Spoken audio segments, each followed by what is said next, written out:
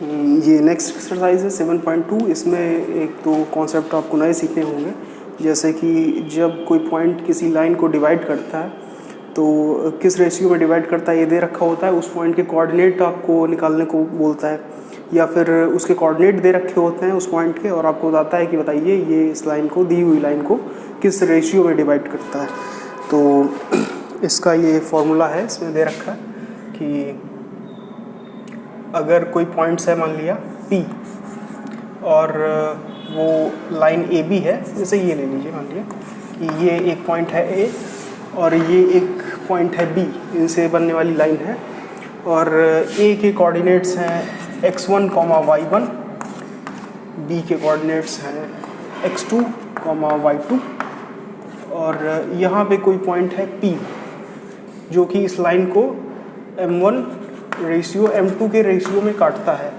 m1 ratio m2 में काटता है का मतलब ये हुआ कि ये जो AP डिस्टेंस हुई और ये PB डिस्टेंस हुई, तो इनका रेशियो आपस में m1 रेशियो m2 है। यानी कि AP डिस्टेंस अपॉन BP जब आप करेंगे तो वो m1 अपॉन m2 आना चाहिए, यानी कि AP अपॉन PB अगर आप करें तो m1 अपॉन m2 आना चाहिए। यही हुआ m1 रेशियो m2 में डिवाइड करने का मतलब। तो चलिए देखते हैं कि इसमें ये फार्मूला क्या होता है इसका। इसका फार्मूला होता है कि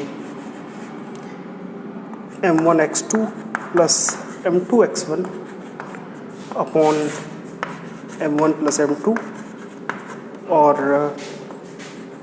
m1y2 plus m2y1 upon m1 plus m2।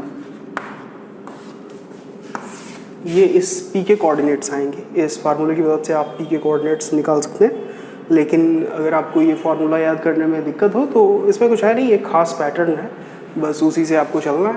पहले आप चाहें तो m2 की मल्टीप्लाई इसके x कोऑर्डिनेट से कर सकते हैं, क्योंकि पहले तो आप x का ही कोऑर्डिनेट लिखेंगे, बाद में y का लिखेंगे, इसलिए यहाँ पे y का यूज़ है और यहाँ पे x का यूज़ हो रहा है।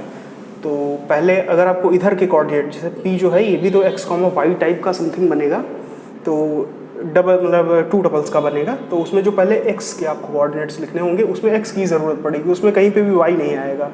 तो इस फार्मूले को ऐसे याद करेंगे कि पहले m2 की मल्टीप्लाई करनी है x1 से और लिखनी है यहाँ पे, ये देखिए यहाँ पे लिख दी, कहीं भी लिख सकते हैं, चाहे इधर चाहे इधर, और फिर m1 की मल्टीप्लाई करनी है। तो जो m1 की कर रहे हैं तो इसके पास वाले कोऑर्डिनेट से नहीं करेंगे, इसके दूर वाले कोऑर्डिनेट से, और दूर वाले में किससे, x2 से, क्योंकि इधर तो x2 का ही लिखना है।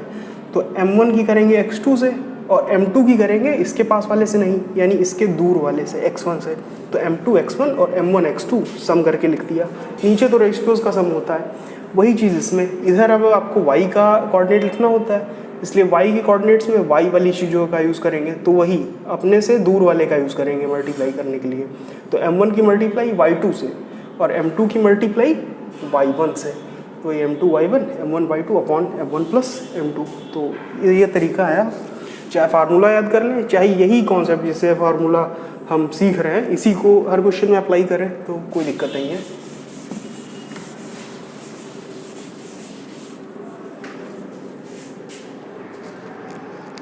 जैसे पहला क्वेश्चन क्या कर रहा है, एक्सरसाइज 7.2 का।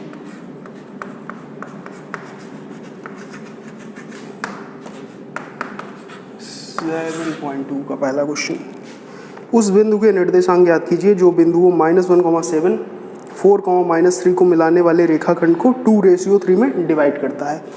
यानी कि एक पॉइंट है -1,7 और एक पॉइंट है 4, -3, इनको डिवाइड कर रही है एक लाइन। अब इस लाइन को एक कोई पॉइंट है P, वो 2:3 के रेशियो में डिवाइड करता है। P मान लीजिए यहाँ पे है P, और ये 2:3 के रेशियो में डिवाइड करता है। मतलब अगर ये डिस्टेंस 2 है तो ये डिस्टेंस 3 होगी, अगर ये डिस्टेंस 4 है तो ये डिस्टेंस 6 होगी। यानी कुछ अब पता तो नहीं एग्जैक्ट डिस्टेंस कितनी है, लेकिन रेशियो उसका दे रखा है कि 2:3 के रेशियो में डिवाइड करता है। तो P के कोऑर्डिनेट कैसे निकालेंगे? अब चाहे वो फार्मूला लिखें, चाहे वो फार्मूला जैसे बना था उसी चीज़ का यूज़ कर लें। 3 की मल्टीप्लाई -1 से -3, 2 की मल्टीप्लाई 4 से x वाले कोऑर्डिनेट से, तो 2 4 जा 8 अपॉन m1 प्लस m2 यानी 5। सेम चीज़ y के लिए 2 की मल्टीप्लाई -3 से यानी कि माइनस का 6, 3 की मल्टीप्लाई 7 से यानी कि 21 अपॉन 3 to 5। तो ये क्या होगा आपका 5 अपॉन 5 यानी कि 1 और 21 माइनस 6 यानी कि 15, 15/5 3। पी के कोऑर्डिनेट्स आपके आ गए, ये हुआ आंसर।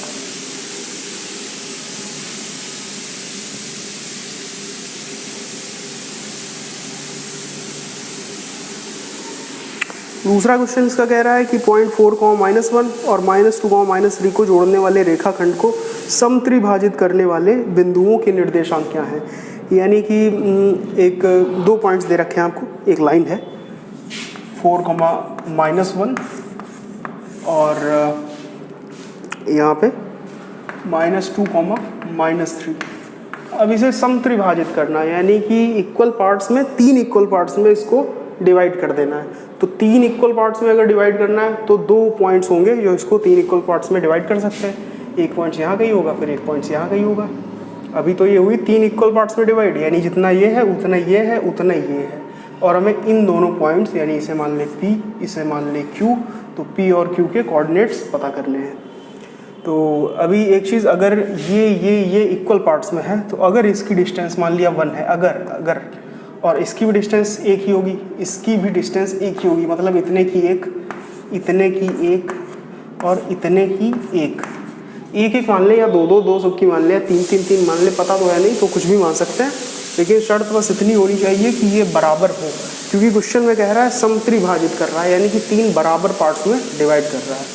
तो अब अगर P के हमें कोऑर्डिनेट्स निकालने हैं तो कोई रेशियो कुछ पता चल रहा है, जिस रेशियो में P इस रेखाखंड को, इस लाइन को डिवाइड कर रहा है, तो हाँ पता चल रहा है P से यहाँ तक की दूरी कितनी होगी, 1 और 1 यानी कि 2 हो जाएगी यहाँ तक की दूरी, और यहाँ की दूरी कितनी हो जाएगी 1, तो यानी एग्जैक्ट डिस्टेंस तो नहीं पता, अगर 1 1 लेके चल रहे हैं तब ये यहाँ से यहाँ तक की दूरी 2 हो रही, यहाँ से यहाँ तक की 1 हो रही, तो हमें रेशियो तो पता चल जाएगा, यानी कि P 1:2 में इस रेखाखंड को डिवाइड करता है।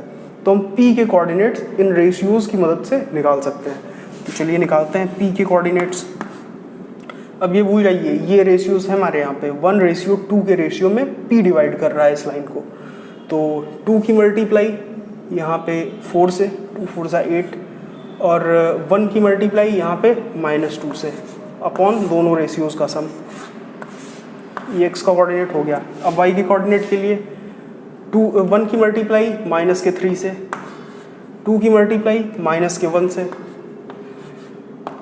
अपॉन 2 + 1 3। तो p के कोऑर्डिनेट्स क्या आ गए, 8 - 2 यानी 6, 6/3 यानी कि 2, -5/3, ये हो गया। अब अगर q के कोऑर्डिनेट्स निकालने हैं तो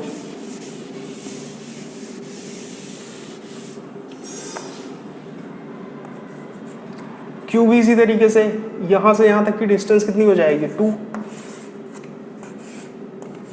और यहाँ से यहाँ की डिस्टेंस कितनी हुई 1, यानी कि जो q है वो भी इस पूरे रेखाखंड को 2:1 में डिवाइड कर रहा है। तो q के भी इसी तरीके से निकाल सकते हैं।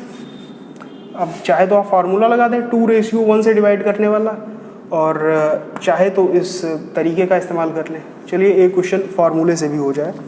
तो m2x1 plus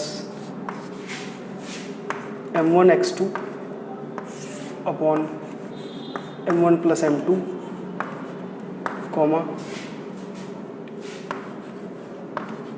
m2y1 plus m1y2 upon m1 plus m2। तो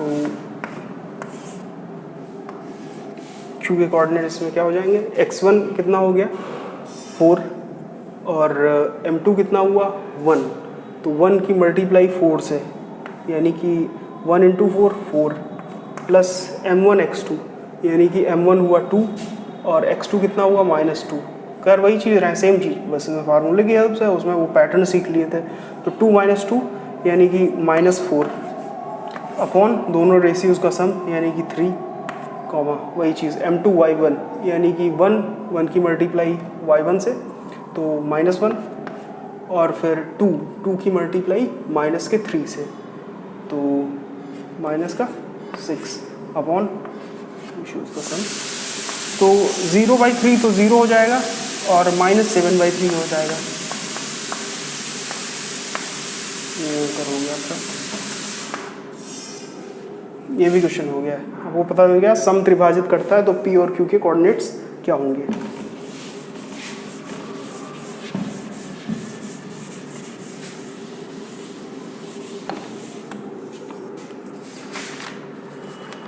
नेक्स्ट क्वेश्चन, ये आकृति दिया हुआ है तो ये तो नहीं पॉसिबल है करवाना। 4th क्वेश्चन देखते हैं। -3, 10 और 6, -8 को जोड़ने वाले रेखाखंड को बिंदु -1, 6 किस रेशियो में डिवाइड करता है। तो ये भी आसान सा क्वेश्चन है। अब इसमें वो पॉइंट दे रखा है पर्टिकुलर, आपको रेशियो बताना है। अभी तक रेशियो दे रखा होता था और पॉइंट बताना होता था। चलिए करते हैं।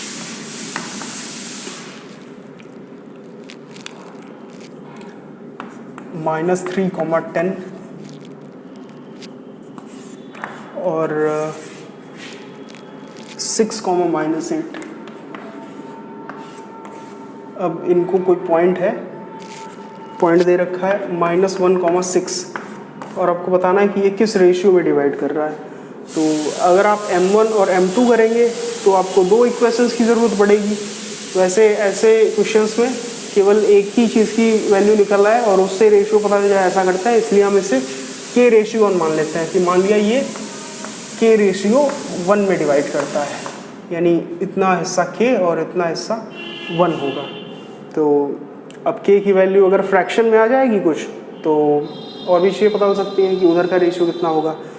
जैसे कि अगर k की वैल्यू यहाँ पे आ गई 2/3 तो हम कहेंगे कि ये 2/3 रेशियो 1 में डिवाइड करता है, यानी कि जब ये चीज़ 2/3 होगी तब ये पूरी 1 होगी। तो अगर इस पूरे रेशियो को 3 से मल्टीप्लाई कर दें, यानी इनका 3 गुना कर दें, इससे रेशियो को मल्टीप्लाई करने में तो कोई फ़र्क पड़ता नहीं, चाहे हम कहें 1/3, चाहे इनकी 2 से कर दें मल्टीप्लाई, कहते हैं 2/6, चाहे इसकी भी कर दें 2 से मल्टीप्लाई 4/12, कोई फ़र्क नहीं पड़ता। तो वैसे ही इसमें नीचे अपॉन में क्या लिखा हुआ है 3, अगर पूरे की 3 से मल्टीप्लाई कर दे तो कोई फ़र्क नहीं पड़ना चाहिए। इसकी 3 से किया तो आएगा 2 और इसमें 1 की 3 से किया तो आएगा 3। तो 2/3 रेशियो 1 का मतलब 2/3 हुआ। तो अगर k की वैल्यू 2/3 भी आ जाएगी तो दोनों चीज़ें पता चल जाएंगी। तो ऐसे क्वेश्चंस में k/1 या p/1, a/1, b/1 कुछ भी मान के कर सकते हैं। तो चलिए फार्मूले का इस्तेमाल करते हैं। अब देखिए इसमें पॉइंट पहले से पता है हम लोग को कि -1, 6 है, तो -1, 6 पहले से लिख रखा है। तो अब हम कंडीशन लगाएंगे कि ऐसे पॉइंट्स हमें पता करने हैं जो k/1 में इस रेखाखंड को डिवाइड करते हैं, और वो पॉइंट्स पहले से पता है तो हमें k की वैल्यू निकल आएगी। तो सबसे पहले 1 की मल्टीप्लाई -3 से, अब 1 की मल्टीप्लाई -3 से और k की मल्टीप्लाई 6 से, तो ये प्लस का कितना हुआ 6k अपॉन k+1। अब चाहे इधर की चीज़ लिखें या ना लिखें, लेकिन आपको बोर्ड एग्जाम्स देने हैं तब तो लिखना ज़रूरी है। कंपटीशन में नहीं भी लिखें, इतने से भी क्वेश्चन सॉल्व हो जाएगा। यहाँ पे क्या करना है, k की मल्टीप्लाई -8 से यानी कि -8k प्लस 1 की मल्टीप्लाई 10 से यानी कि 10 अपॉन k+1। अब ये दो कोऑर्डिनेट्स कब बराबर होंगे, तभी बराबर होंगे जब इनका x वाला इसके x वाले के बराबर होगा, इसका y वाला इसके y वाले के बराबर होगा। तो ये x का कोऑर्डिनेट आपस में इक्वल कर लेंगे और k की वैल्यू फाइंड कर लेंगे। तो x का कोऑर्डिनेट इक्वल करने पर आपस में क्या आएगा, -1 बराबर -3 + 6k upon k+1। Cross multiply कर देंगे तो क्या हो जाएगा, -k -1 बराबर -3 + 6k। -k को उधर ले जाएंगे क्या, या 6k इधर ले आए तो -7k बराबर 1 उधर गया -2, तो माइनस कैंसिल, k की वैल्यू क्या हो जाएगी 2/7। अब k की वैल्यू 2/7 आई तो यानी हमें आंसर क्या पता चला कि ये 2/7 7:1 में डिवाइड करता है। अब रेशियो में फ्रैक्शन नहीं आना चाहिए, क्योंकि जब कितने से भी मल्टीप्लाई कर सकते हैं तो फिर फ्रैक्शन क्यों रखें। तो 7 से इसे मल्टीप्लाई कर दें तो क्या हो जाएगा 2:7, यानी कि ये जो पॉइंट है -1,6 ये इस रेखाखंड को 2:7 के रेशियो में डिवाइड करता है।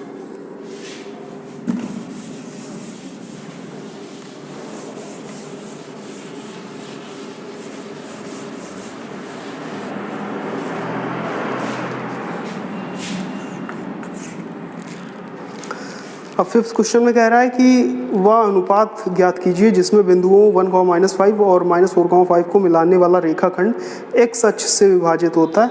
इस विभाजन बिंदु के निर्देशांक भी ज्ञात कीजिए। यानी कि अब इसमें कह रहा है कि एक पॉइंट है A जिसके कोऑर्डिनेट्स हैं 1,-5, एक पॉइंट है B जिसके कोऑर्डिनेट्स हैं -4,5 और इनसे मिलने वाला ये हो गया रेखाखंड। और कह रहा है कि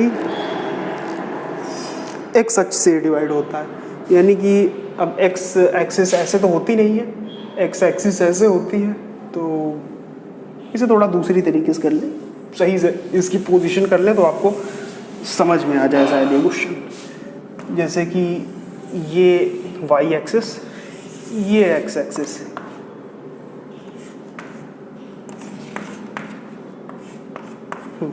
तो अब ये एक्सेस हुई। अब इससे आपको दिखेगा कि कैसे ये कट कर रहा है इन दो पॉइंट्स को। पॉइंट्स दे रखे हैं 1,-5। अब 1,-5 कहाँ हुआ, 1 यहाँ पे और -5 नीचे, तो ये हुआ करीब 1,-5। दूसरा पॉइंट्स क्या दे रखा है -4,5। -4,5 कहाँ हुआ, -4,5 यानी कि ऊपर -4,5। ठीक है, अब इनको मिलाएंगे तो ये x एक्सिस काट रही है इन पॉइंट्स को एक जगह पे, एग्जैक्टली यहीं पे काट रही है तो नहीं कह सकते, हो सकता है इधर उधर हो थोड़ा फिगर, लेकिन इस तरीके से अब आपको दिख रहा है कि x एक्सिस है, ये एक्सिस ये इन दोनों पॉइंट से मिलने वाले रेखाखंड को कहीं ना कहीं पे काट रही है, और आपको बताना है कि ये किस पॉइंट पे काट रही है। आपको ये रेशियो भी बताना है और इस पॉइंट के कोऑर्डिनेट्स भी बताने हैं। तो चलिए इस पॉइंट के कोऑर्डिनेट्स वैसे क्या होंगे। अब x एक्सिस पे अगर कोई भी पॉइंट लेंगे तो उसके कोऑर्डिनेट्स समथिंग 0 के फॉर्म में होंगे, क्योंकि इसकी y एक्सिस पे चली गई दूरी क्या होगी, कुछ नहीं। अगर यहाँ पे आप कोई भी पॉइंट लेंगे तो y एक्सिस पे कितना चला होगा, कुछ भी नहीं। यानी ये लेंगे तो 5,0 या 6,0 या 7,0 होगा, लेकिन लास्ट में 0 ही होगा, क्योंकि y एक्सिस पे इसका प्रसार बिल्कुल भी नहीं है।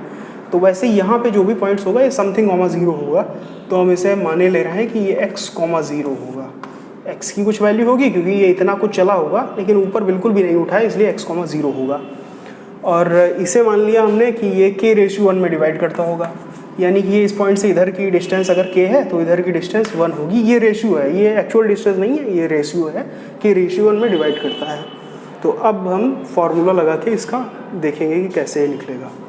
तो 1 की मल्टीप्लाई सबसे पहले -4 से, तो -4, k की मल्टीप्लाई 1 से तो k अपॉन दोनों रेशियोज़ का सम 1 + k, k की मल्टीप्लाई -5 से यानी कि -5k, प्लस 1 की मल्टीप्लाई +k5 से यानी कि +5 अपॉन k + 1। ये बराबर किसके आना चाहिए, इस पॉइंट के, यानी कि x,0 के ये बराबर आना चाहिए। ये थोड़ा है,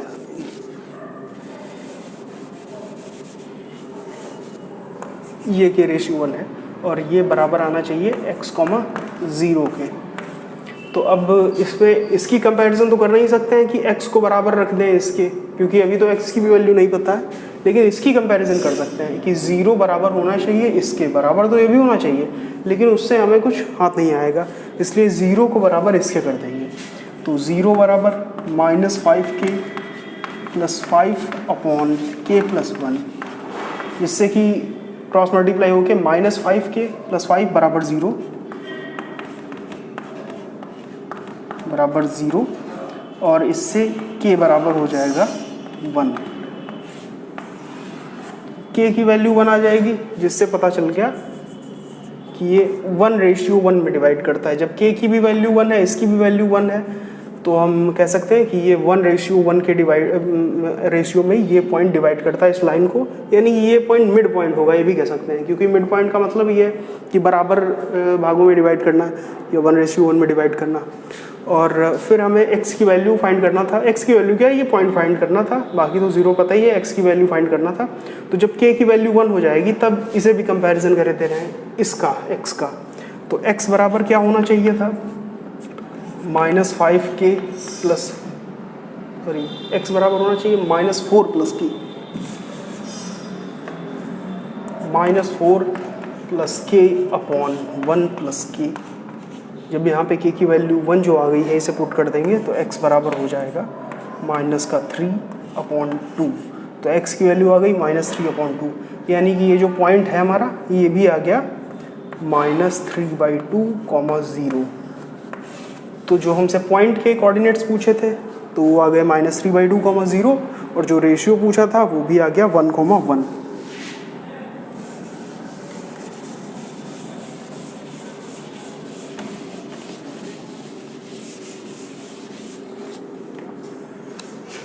सिक्स्थ क्वेश्चन,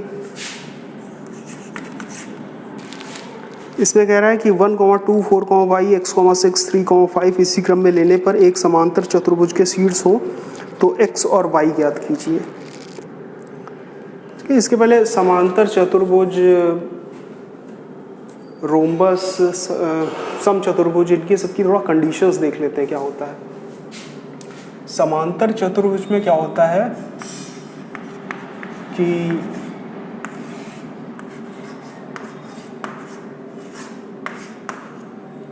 कोई पैरेललोग्राम है,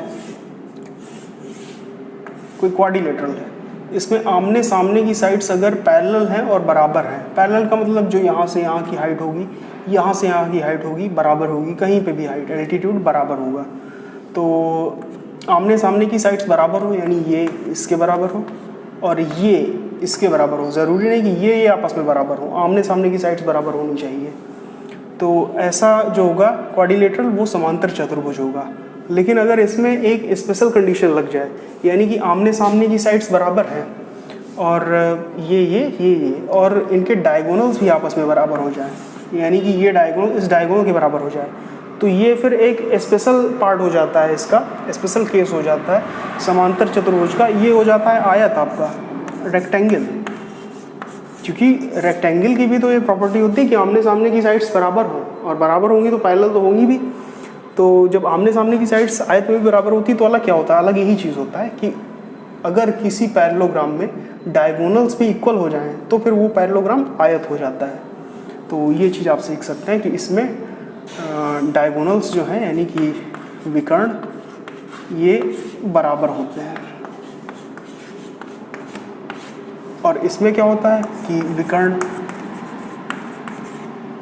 बराबर नहीं होते हैं, बराबर नहीं होते हैं। तो ये चीज़ में अलग है।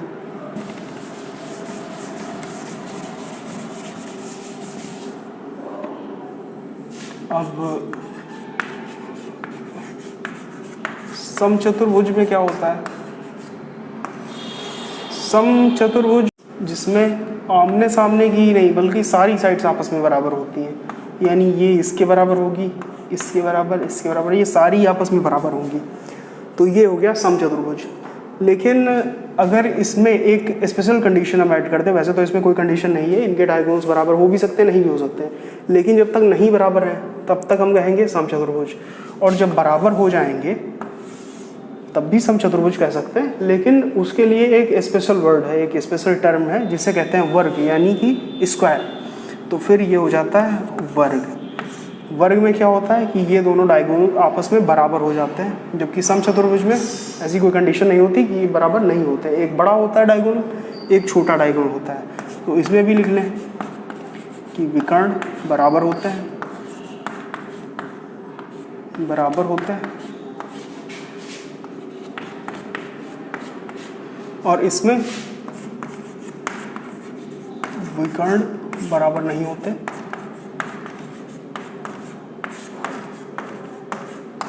नहीं होते।